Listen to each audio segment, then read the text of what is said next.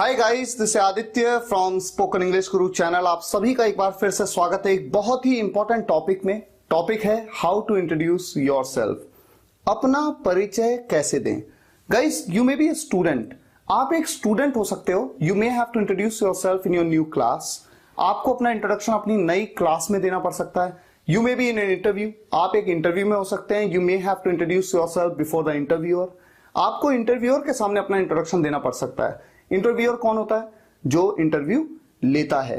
या फिर you may be in an auditorium and you may have to give your introduction in front of thousands of people. आप एक auditorium में हो सकते हो और आपको हजारों लोगों के सामने अपना इंट्रोडक्शन देना पड़ सकता है। Irrespective of where you are, the way you introduce yourself decides what perception people are gonna have about you. जिस तरह से आप इंट्रोडक्शन देते हो ना, ये डिसाइड करता है कि लोगों के मन में, लोगों के ब्रेन में आपका क्या परसेप्शन होने वाला है। आपने एक कहावत सुनी होगी, well begun is half done. अच्छी शुरुआत का मतलब है आधा काम हो गया। ठीक इसी तरह से इंट्रोडक्शन बहुत ही इंपॉर्टेंट रोल प्ले करता है। आज जो स्टेप्स मैं आपको यहां पर बताऊंगा, इन स्टेप्स को अगर आप फॉलो करेंगे तो चाहे आप आज इंटरव्यू देने जा रहे हो या एक महीने के बाद या एक साल के बाद, आप कभी भी इंटरव्यू दें, इन स्टेप्स को फॉलो करिएगा। मैं गारंटी से कह सकता हूं, कम से कम इंट्रोडक्शन का तो एक बहुत ही अच्छा इंप्रेशन आप बनाएंगे। तो आइए शुरुआत करते हैं। हमारा सबसे पहला स्टेप है ग्रीट करना। ग्रीट का मतलब होता है अभिवादन करना। जब आप किसी से मिलते हैं तो हिंदी में आप क्या कहते हैं? नमस्ते, नमस्कार, प्रणाम। लेकिन इंग्लिश में आप कहते हैं गुड मॉर्निंग, गुड आफ्टरनून या फिर गुड इवनिंग। हमेशा ध्यान रखें, हाय, हेलो, हे, व्हाट्सअप, ये आप कभी भी नहीं कहेंगे, क्योंकि ग्रीट करने का ये इनफॉर्मल तरीका है, अनौपचारिक तरीका। और जब आप किसी इंटरव्यू में होते हैं या अपनी क्लास में इंट्रोडक्शन देते हैं और उस टाइम पे आपको ग्रीट करना है, तो हमेशा आपको होना पड़ेगा फॉर्मल। दोपहर के 12 बजे तक आप कहेंगे गुड मॉर्निंग।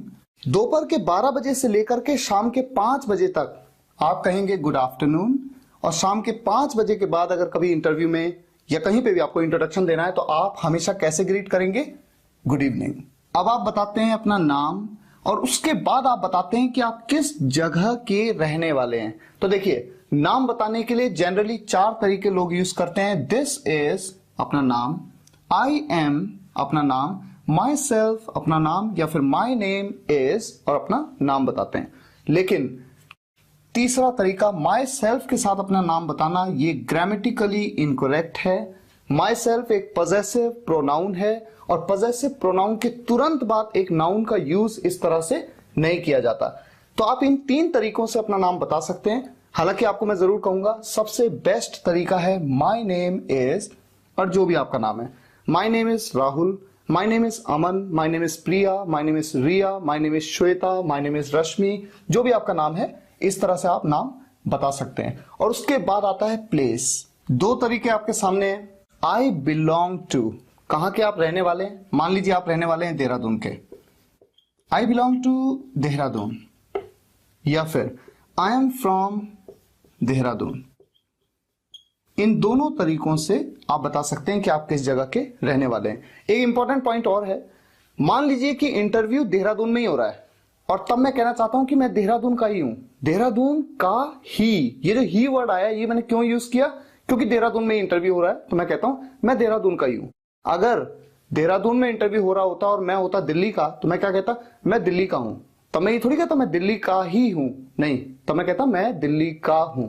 यहां पर मैंने कहा मैं देहरादून का ही हूं, यानी देहरादून में इंटरव्यू हो रहा है और मैं देहरादून का ही हूं। ऐसे केस में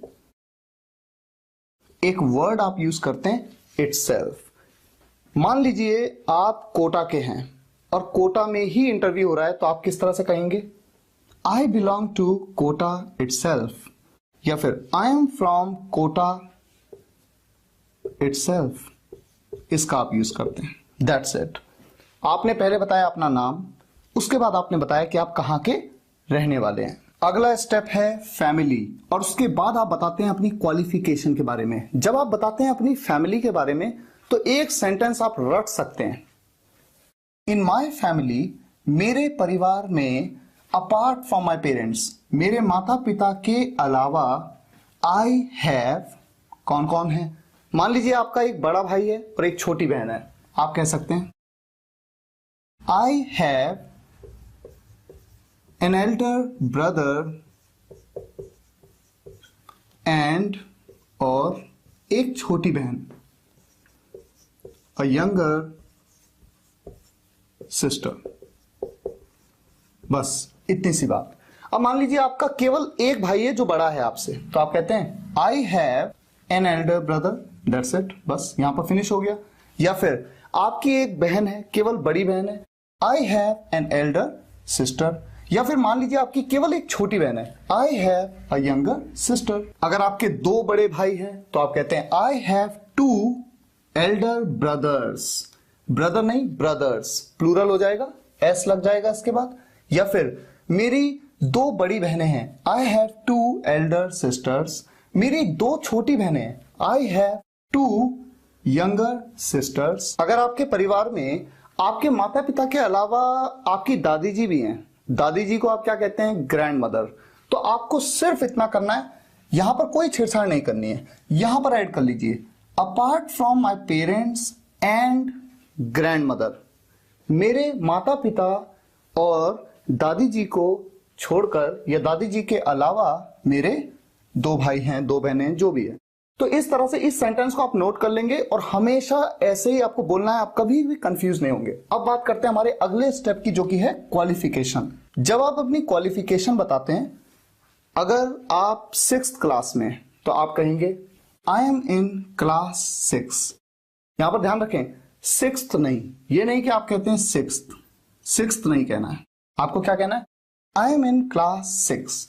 या फिर I am in class 7, I am in class 8, I am in class 9, I am in class 10, I am in class 11, I am in class 12।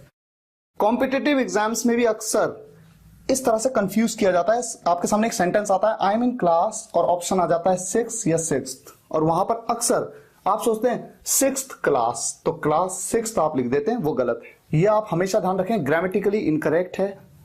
दूसरे सेंटेंस में आई एम इन, या आप इस तरह से कह सकते हैं I am in 6th standard, यहां पर आप 6th कहते हैं, 6th स्टैंडर्ड नहीं, 6th standard, 7th standard, 8th standard, 9th standard, 10th standard, 11th standard, 12th standard. आप ग्रेजुएशन कर चुके हैं तो आप कहते हैं I am a graduate.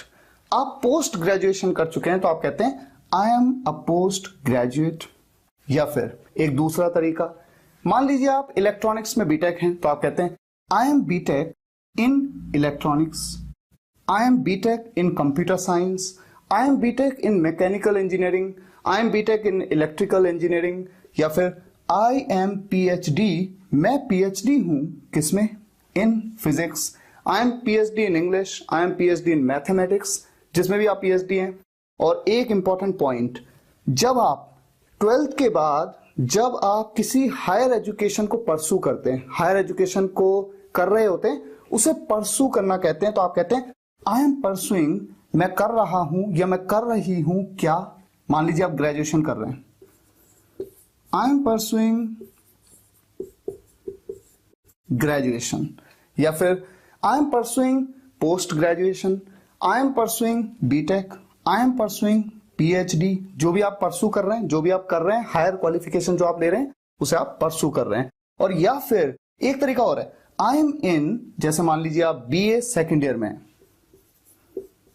I am in BA second year, I am in BSc third year या final year, I am in BTech first year, इस तरह से। तो जो भी आपकी क्वालिफिकेशन है या आप परसू कर रहे हैं या आप कर रहे हैं, उसे आपको नोट कर लेना है और इसी तरह से इंट्रोडक्शन में आपको यूज करना है। तो ये बात हुई क्वालिफिकेशन की। अगला स्टेप है एडिशनल क्वालिफिकेशन। ये क्वालिफिकेशन को मैंने शॉर्ट में लिख दिया। या फिर स्किल्स, अगर आपके पास कुछ एडिशनल क्वालिफिकेशन है, एडिशनल का मतलब होता है अतिरिक्त।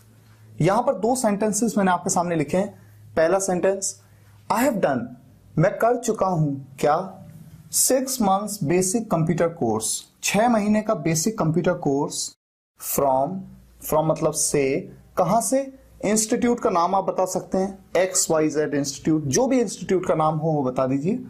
इन ईयर, कौन से साल में, इन 2013, इन 2014, इन 2015, जो भी है। ये जो फ्रॉम के बाद इंस्टीट्यूट का नाम है या इन के बाद जो साल है, या बताना चाहें तो बताएं, ना बताना चाहें तो नहीं बताएं, ये आपके ऊपर है। आप इतना भी कह सकते हैं I have done 6 months basic computer course. दूसरा sentence I have done 6 months course, या 6 months का डिप्लोमा हो सकता है तो डिप्लोमा कह दीजिए। ऑन, या फिर ट्रेनिंग भी हो सकता है, आई have done 6 months training, training हो सकता है, इंटर्नशिप भी हो सकता है। ऑन कोर्स का नाम, मान लीजिए वेब डेवलपमेंट में किया आपने, आई have done 6 months diploma on web development from institute का नाम इन ईयर। अगर आप एक स्टूडेंट हैं तो स्टूडेंट्स को जनरली इंट्रोडक्शन देते हुए क्वालिफिकेशन बताने की कोई जरूरत ही नहीं पड़ती, क्योंकि जिस क्लास में आप पढ़ रहे हैं सबको पता है कि आप इस क्लास में हैं, वो भी आपके साथ उसी क्लास में है। एडिशनल क्वालिफिकेशन आपने गेन ही नहीं की होती, इसलिए आप बता नहीं पाते। जैसे मान लीजिए आप 6th स्टैंडर्ड में हैं, तब आपने कोई कंप्यूटर कोर्स नहीं किया, कोई पर्टिकुलर ट्रेनिंग नहीं की, तो कोई एडिशनल क्वालिफिकेशन आपके पास है ही नहीं, तो आपको मेंशन करने की जरूरत ही नहीं होती है। और एक्सपीरियंस का तो कोई क्वेश्चन ही नहीं है, क्योंकि काम करने का कोई भी एक्सपीरियंस आपके पास नहीं होता है। तो जो स्टूडेंट्स हैं उनके लिए ये स्टेप्स अप्लाई नहीं होते हैं, लेकिन जब आप इंटरव्यू में जाते हैं वहां पर ये बहुत ही इंपॉर्टेंट है। देखिए एक्सपीरियंस की जब हम बात करते हैं, 3 सेंटेंसेस आपके सामने हैं। पहला, आई एम अ फ्रेशर। मान लीजिए आप अभी भी पास आउट हुए हैं किसी यूनिवर्सिटी से, किसी प्रोफेशनल कोर्स से, और आपके पास काम करने का कोई एक्सपीरियंस नहीं है, तो आप कहते हैं आई एम अ फ्रेशर। अब जब आपको एक्सपीरियंस हो जाता है तो आप कहते हैं I have 2 years experience in. अब काम का नाम बताइए। मान लीजिए वेबसाइट डेवलपमेंट में आप घर पे ही बैठ के काम करते हैं, वर्क फ्रॉम होम, और वेबसाइट डेवलपमेंट का काम करते हैं, आपको 2 साल का एक्सपीरियंस है, तो आप कहते हैं I have 2 years experience in web development, website development, Android app development. कोई भी आप प्रोफेशनल वर्क का नाम ले सकते हैं, या फिर आप किसी कंपनी में काम कर रहे हैं या कर चुके हैं, इस तरह से sentence I have 2 years experience working with या वर्किंग इन, दोनों तरह से बोला जाता है। और फिर आप बताते हैं कंपनी का नाम। मान लीजिए HCL में आपको 2 साल का काम करने का एक्सपीरियंस है, तो आप कहते हैं I have 2 years experience working with या working in HCL as a या एन। अब पोजीशन का नाम बताते हैं। मान लीजिए आप वहां पर ऑफिसर थे, तो आप कहते हैं एज एन ऑफिसर, क्योंकि ऑफिसर के साथ क्या यूज होगा, एन। या फिर आप वहां पर एग्जीक्यूटिव थे, एज एन एग्जीक्यूटिव। या फिर आप वहां पर मैनेजर थे, मैनेजर के साथ ए का यूज करेंगे, एज अ मैनेजर। अगला स्टेप है हॉबी। हॉबी का मतलब होता है शौक। आपको क्या शौक है। एक सेंटेंस आपने अक्सर सुना होगा, माई हॉबी इज, मेरी हॉबी है लिसनिंग टू म्यूजिक, म्यूजिक सुनना। गाइज यहां पर इंपॉर्टेंट पॉइंट ये है, हमेशा ध्यान रखिए, लिसन का मतलब होता है सुनना। लिसन एक ऐसी वर्ब है जिसके बाद हमेशा आप प्रेपोजिशन टू का यूज करेंगे। कई बार मैं सुनता हूं कोई कहता है लिसनिंग म्यूजिक, नहीं, लिसनिंग म्यूजिक नहीं, लिसनिंग टू म्यूजिक। पहला पॉइंट। दूसरा, माई हॉबी इज, इनमें से कोई भी हॉबी हो सकती है। My hobby is reading books, किताबें पढ़ना मेरी हॉबी है, या फिर रीडिंग मैगजीन्स, रीडिंग नॉवेल्स, जो भी आप पढ़ना पसंद करते हैं। My hobby is dancing, my hobby is singing, मेरी हॉबी है गाना। गाना बोला तो यानी गाने गाना। और अगर आप पर्टिकुलरली ये मेंशन करना चाहो कि आपको पुराने गाने गाना पसंद है, तो आप कह सकते हैं my hobby is singing old songs, my hobby is cooking, my hobby is playing cricket, my hobby is playing football, या जो भी गेम आप खेलना पसंद करते हो। एक तो ये तरीका है। दूसरा, यहां पर एक पॉइंट और है, माई हॉबी इज, इसकी जगह पर हम कह सकते हैं आई लव। इतना, I love listening to music, I love reading books, I love dancing, singing, cooking, या फिर I love playing cricket, I love playing football. ये है एक तरीका जिस तरीके से आप बना सकते हैं। तो जो भी तरीका आपको कंफर्टेबल हो आप उसका यूज कर सकते हैं। अब ऐसा भी तो हो सकता है कि आपकी हॉबी एक ना हो बल्कि एक से ज्यादा हो, आपको म्यूजिक सुनना भी पसंद हो और किताबें पढ़ना भी पसंद हो, तो ऐसे केस में आप कहते हैं रीडिंग और मान लीजिए आपको न्यूज़पेपर पढ़ना पसंद है तो आप कहते हैं रीडिंग न्यूज़पेपर। इस तरह से आपकी दो हॉबीज हैं। और या फिर आप यहां पर माई हॉबीज आर, इसकी जगह पे किसका यूज कर सकते हैं, आई लव का। I love listening to music and reading newspaper. तो इस तरह से आप इंट्रोडक्शन देते हैं और इंट्रोडक्शन देने के बाद जो आखिरी स्टेप बनता है वो है एंड कर देते हैं। किस तरह से एंड करते हैं, क्या बोलते हैं आप कहते हैं that's all about me, that's all about me, thank you. उनका धन्यवाद भी करना है आपको, that's all about me, thank you. इस तरह से आप अपने इंट्रोडक्शन को एंड कर देते हैं। गाइस, आप सभी स्टूडेंट से मेरी रिक्वेस्ट है, इन स्टेप्स के हिसाब से आप अपना इंट्रोडक्शन तैयार करिए और इस वीडियो लेक्चर के कमेंट्स में आपको जरूर लिखना है, एक एक स्टूडेंट को लिखना है इन स्टेप्स के अकॉर्डिंग। मुझे उम्मीद है ये वीडियो लेक्चर आपको पसंद आया होगा। पसंद आया हो तो लाइक करिएगा और शेयर जरूर करिएगा अपने सभी फ्रेंड्स के साथ, ताकि देश के हर छोटे से छोटे गांव के स्टूडेंट्स तक इन वीडियोस का बेनिफिट पहुंच सके। अगर आप इंस्टाग्राम और फेसबुक पे मेरे साथ अभी तक नहीं जुड़े हैं तो आप जुड़ जाइए, लिंक मैंने डिस्क्रिप्शन और कमेंट्स में दिया है। Thank you so much for watching this video guys, see you in the next video lecture, take care and good bye.